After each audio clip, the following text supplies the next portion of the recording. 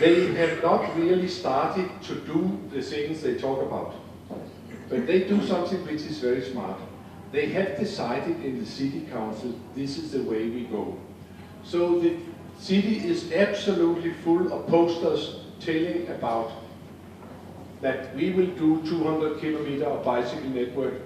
And that one is especially interesting. They say that we have consulted the people in Sydney, and 97% said we shall be active to do something about the climate. So we have adopted a policy of walking and bicycling. That means they're doing this for mankind. And that's very good to have these policies very clearly expressed, because when some parking spaces are gone because of the new bicycle lane, and the man will say, oh, you took my parking space. They say, we're doing it for mankind, and you just voted for that. So they're very good in making posters in Sydney. The whole city is full of posters. Every time they do a little bit, they say, this is our policy, this is where we go, and this is good for you, and cycleways are good for the economy, and you can travel safe and come home faster, whatever. Here, and I took this along for the benefit of the Danish ambassador, here they are starting with the Copenhagen-style bicycle lanes in Sydney, and then when I was standing there in the corner, I just spotted that there was a Danish flag behind me. And I thought, why is the Danish flag there? Oh, there's a little plaque there on the wall saying that in this sleazy pub, the Crown Princess met the Australian lady from Hobart, which is now Crown Princess. So it's Copenhagen Corner.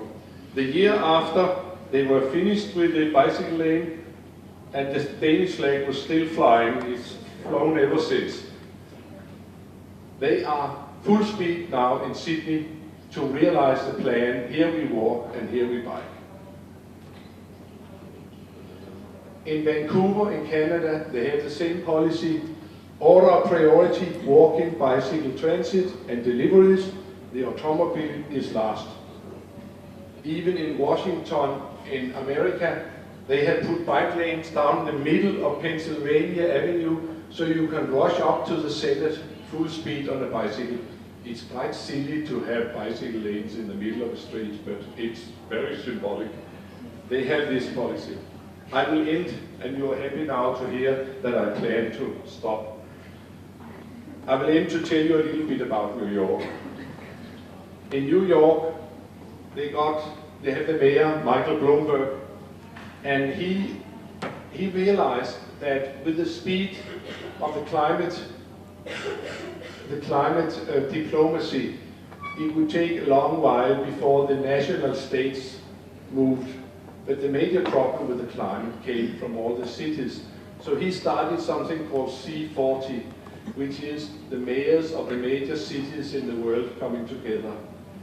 So he met with all the other mayors, and then he stepped up and said, I will make New York the greenest metropole in the world in no time to speak of. So he made this plan to make sustainable New York. And part of this plan was, we could just take a little, In New York, there's a lot of people walking. They have a very fine meshed metro network, but they have 1 million commuter cars every day on Manhattan.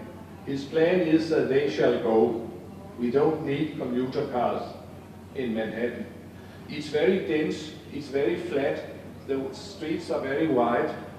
We can use the subway, and then we can walk and we can bicycle, and we don't need all these commuter cars. And then we need yellow taxis. But in New York, a lot of people are walking, but they are always walking very purposeful from the subway to the office and back again. There are no seats, there are no benches in New York, there are no sidewalk cafes. You just have to walk. The bicyclists were not having a good time in New York. If there were bicycle lanes, they were using the bicycles to protect the parked cars. They have some posters showing the conditions for bicycles in New York. Not very smart. Then 3 years ago, he appointed a new transport mayor. That's the lady with the little hat. And 2 weeks after she was appointed, she popped up in Copenhagen with the planning mayor. And they jumped on 2 bicycles, and they were there for 48 hours, and we couldn't get the bicycles away from them. Even at night, they kept them. And in the airport, we succeeded in getting the bicycles away from them, and the moment they stepped on the plane, they said, "We want a city like this one. When can we start?" I was very quick. I said, "Oh, well, let's start on Monday." Yep. So we started the next Monday. And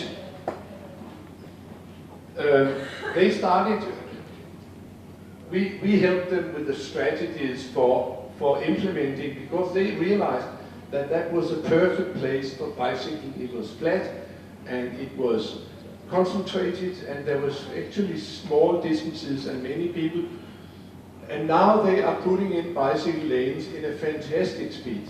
They have in 3 years done more bicycle lanes than we have in Copenhagen. And they're not only doing it in Manhattan, they're doing it in Bronx, in Queens, in Brooklyn, in Staten Island.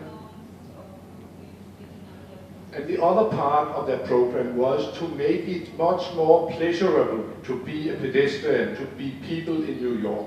Do something for the life in the streets in New York. They realized that they had no Champs-Élysées, they had no big promenade place. They had very few squares, they had some parks, but they had no benches or whatever, and if you needed to rest, you could go 3 kilometers that way to Central Park and have a good time. But here where you were, it was not very nice. So we decided that they decided they would like to have a nice boulevard, and it ended up by something called Broadway Boulevard. So Broadway, the sidewalks was widened, bicycle lanes was put the length of Broadway. It was the mayor's intention that instead of having "I love New York," it should be "I bicycled Broadway." That should be the new t-shirts. And then they started to make public spaces where they could find, they took away asphalt a number of places. And 2 years ago, we started to discuss if Broadway was needed for traffic. And they modeled that they could do without. And actually the city might be a much better place. So now Broadway has bloody well been closed. Not throughout the length, but in the crucial places where there's a lot of people. Here is Herald Square. This is Broadway and Herald Square in front of Macy's. Previous year and last year. Here is Times Square, Broadway, 2009 and 2010. It was all done as an experiment, temporarily. In May 1 year and February next year, it was made permanent because it was such a smashing success that it was impossible to take it away. Everybody was so happy about it. So I will end this presentation here with Frank Sinatra. When you can make it there, you can make it anywhere. Bratislava, Bratislava.